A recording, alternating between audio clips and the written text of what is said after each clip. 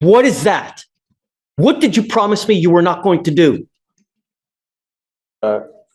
Guess what happens now, Mr. Gonzalez?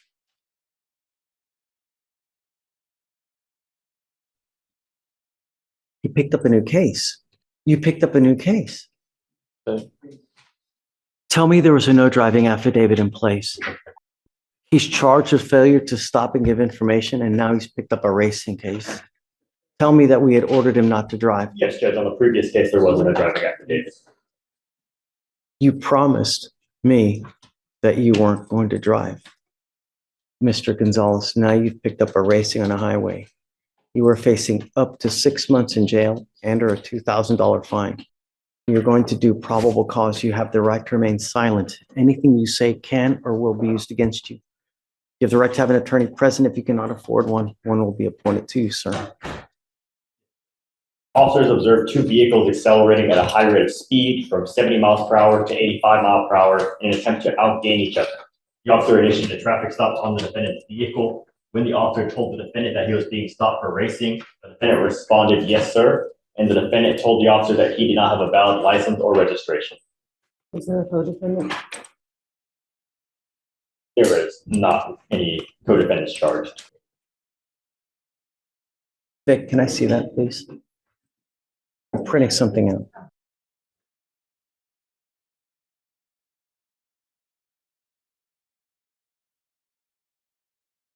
What is that?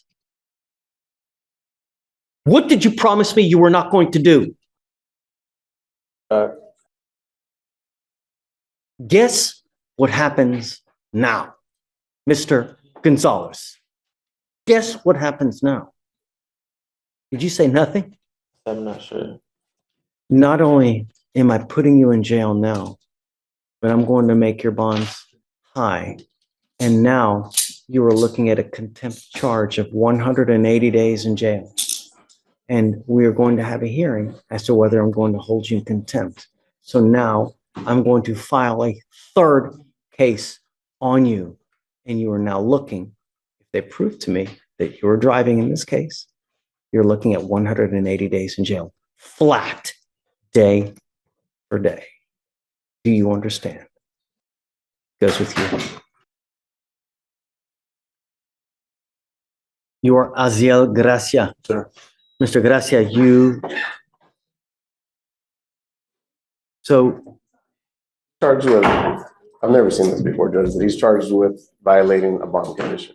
yeah, I mean, I've certainly seen it. And, It's either It's not a protective order, it's a bond condition. right because they can't make the protective order case because it's been more than 61 days, It had right? nothing to do with the protective order, Judge. So yeah, right, I get it. It was a different situation completely. Had nothing to do with family violence. Get there. So you're charged with violation of a bond condition / protective order. You are facing up to a year in jail and or a $4,000 fine. We are going to do probable cause. You have the right to remain silent. Anything you say can or will be used against you, sir. If you cannot afford a lawyer be appointed to represent you. So before we start, was he in a PTI? Is that why this case is 1,000 days old? Yes, sir. He just has a few BIP classes left to finish the PTI. Okay. Okay, go for it. Judge. The officer was dispatched to a business in Harris County, Texas, in response to a disturbance. Upon arrival, the officer observed the defendant grab another male aggressively, and the officer conducted a search on the defendant's person and found a loaded gun in the front pocket. The defendant is currently on bond for an assault family violence and has bond conditions in place prohibiting from possessing a firearm. Yeah, all right. Mr. Gracia, I'm going to find that there's probable cause to go forward on the bond conditions. State, what's your position as far as he's in a PTI? He's now picked up a new case. Mr. Gracia, I want you to know that we take these bond conditions extremely serious. Sure. You don't, though. This is not your first VPO. This is not your first violation of bond condition. You don't get it. No means no. Doesn't mean maybe. Doesn't mean I'm going to a high crime area. No means no. Now there are consequences. Stephen. Judge, can I tell you a little bit about the case? Sure. You know, just to explain to you what happened.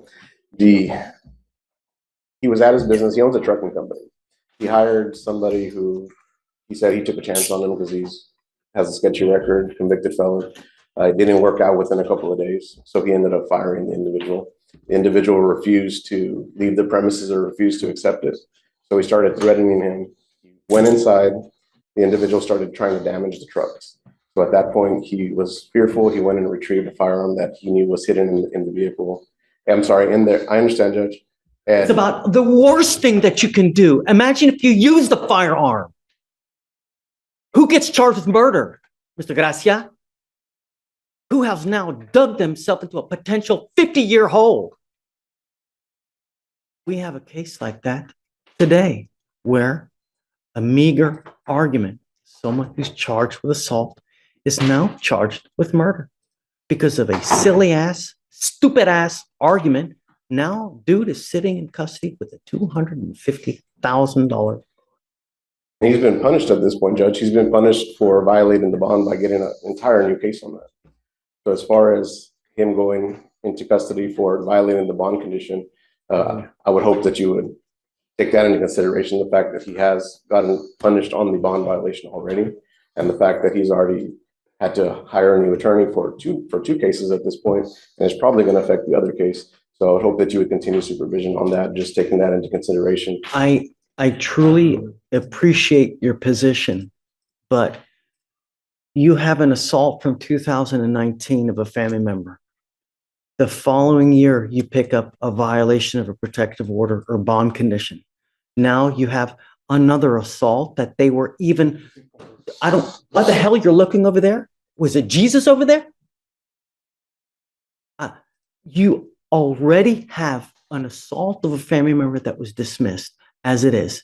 You were lucky enough to even have this kind of an agreement where they're willing to dismiss a second assault of a family member, and now you pick up another violation of a bond condition. Eric, he doesn't get it.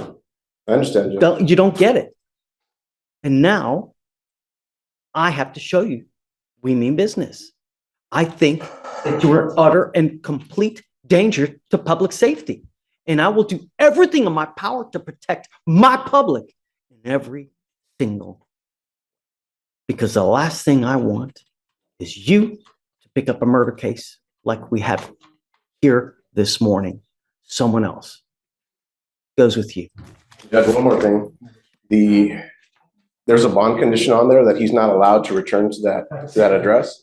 That address is his business. It's his place of business. The other person has no right to that address. He hasn't worked for the last week and a half because there's a bond condition, I'm assuming from the magistrate, that doesn't allow him to go back to that business. Show me proof. I'd like to be Show able me to take proof. And, you know, the proper, you know, and you need to advise the proper way to do things is you call the cops. Really. I mean, that's, if you own the business, you show it. I mean, how easy would it have been to just call police? I mean, he has a right to defend his property and not while the case is open. He does, but not in that manner. It's one of those things where things happen quick and you have to make a decision. And when we're talking about trucks that are worth hundreds of thousands of dollars and things like that. 911, man. Really? How long do they take to get there, Judge? So okay. They will still take his ass to jail. And then, you know, you try to get restitution or whatnot. But so as far as the bond goes, can you set him a bond today? Of course. And Judge, we've contacted Conrad because it's his case, but I just want to confirm that bond has been revoked for his prior case. Is that correct? Yeah. Okay. Yeah. On the assault, I'm revoking it. Yes, Judge. Looks like they set the bond at $20,000 on the new case. Yes, Judge. I'm in America. Because he's already posted that bond. He's already hired me.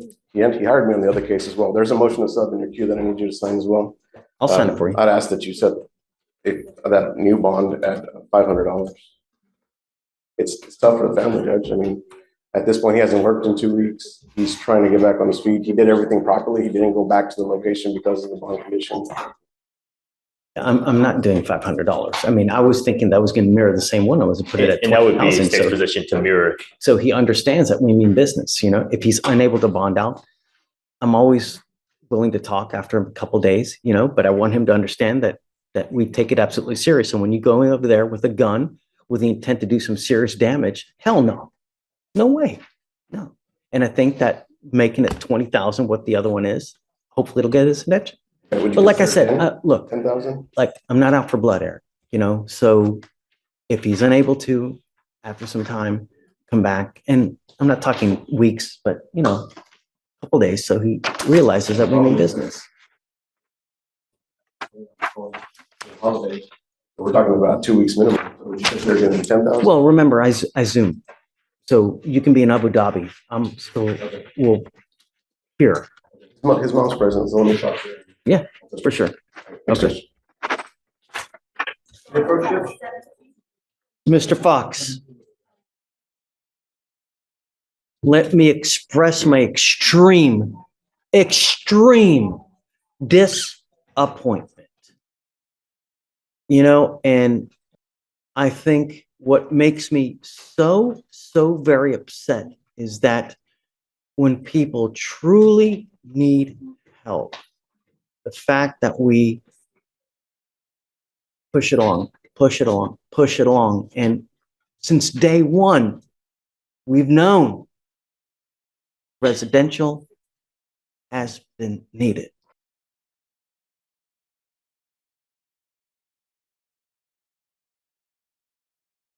You now stand charged with another DWI. You're also charged with failure to, evading arrest in a motor vehicle. On that one, you're facing up to 10 years in prison, a minimum of 2 years, a maximum of 10 years in prison.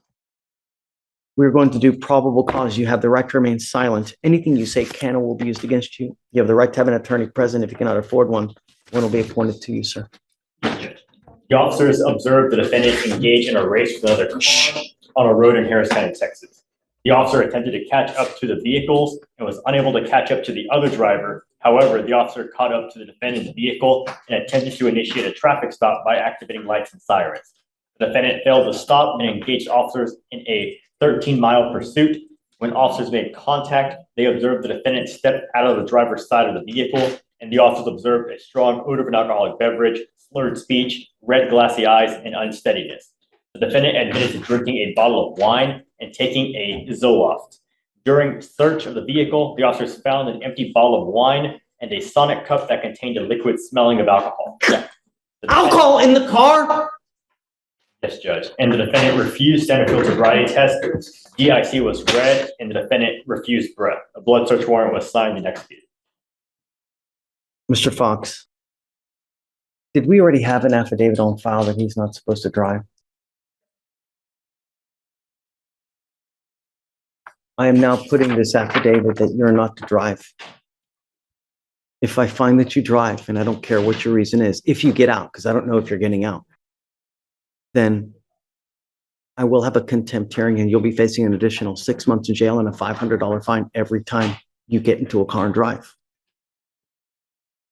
I am now, if you get out, ordering you to be under home confinement. I think that your bond at $15,000 on the DWI is wholly insufficient, and I'm going to raise that to $50,000. I'm also going to raise the terroristic threat, the probation that you're on now. I'm also going to raise that to $50,000 and $50,000 and 1, 2, 3. How many cases does he have in Fort Bend open? I know he has one DWI, but what else does he have? I think it's just the one DWI, Judge. But Alex is gonna double check for us. And also, Judge, the complainant in the terroristic threat case did reach out to the felony prosecutor because she saw that the defendant had been arrested. She is currently has filed for divorce from the defendant, and she is requesting that he is not to be in house arrest at her house. It is under her name. I'm not sure if that's the address we have on file, but we're proposing house arrest. She was requesting that it's not there. Okay. So,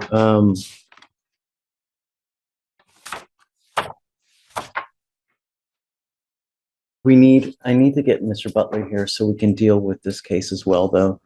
Do you mind perhaps reaching out to him, sending an email, or I'll also call out to the office as well to see. He's always in court. Hopefully he can be here now. And then as soon as the line dies down, I'll also reach out to him as well. So she does not want any contact with him as far as Okay, so, Mr. Fox, you're not to have contact with the complaining witness and the terroristic threat. You're not to go with where they live, work. She just said that I'm not gonna live there. I mean, we talk every day that I'm You're just sitting not there. even, no, I mean, she doesn't want to have contact with him? No, that's not what she said. I'll take it, Judge. And when did she call the DAs? Emailed on November 21st. So I think that she saw that the new charges had been filed. She was just concerned, she expressed concern to the public prosecutor that if the defendant is released to his home address, that's where she's currently staying, and they are going through a divorce. I don't think she'd said anything about no contact between the two. She just requests that he's not sent, Okay, so I won't do the no contact then. Okay. Okay, I want to have a hearing on this ASAP. I'm not waiting anymore on the stuff from, I mean, damn it, he can't do anything now. He's got these cases open anyways. Wait, just what a waste. All right, Mr. Fox, if you're released, like I said, home confinement, on one ankle, you will get a GPS monitor. On your other ankle, you will get a scram ankle monitor, so we know that you're not consuming alcohol. Is that it? I guess that's it, right? No weapons. And then he'll have to, prior to release, he's going to get all those, and then you'll have to find somehow another address for him to live, James, because we need the address prior. And I mean, I don't know if he's going to bond out now, but Yes, Judge. see, but Can I get that rehabilitation that you had offered? not while cases are open. Oh, You have the case also that's open in Fort Bend as well. I don't know what's going to happen in there. I'll tell you, those cases take even longer to resolve than here. And then how are you going to be able to resolve that over there when you've got this stuff over here? So at some point, you're going to have to transfer over there, resolve stuff. It's even more of a mess now. So, all right, I guess I'm going to have you put back now. I want to wait to see if we can get Mr. Butler here today. And then if not, we'll just roll it to tomorrow until we get him. And Judge, I have two more in custody. Okay, who's next?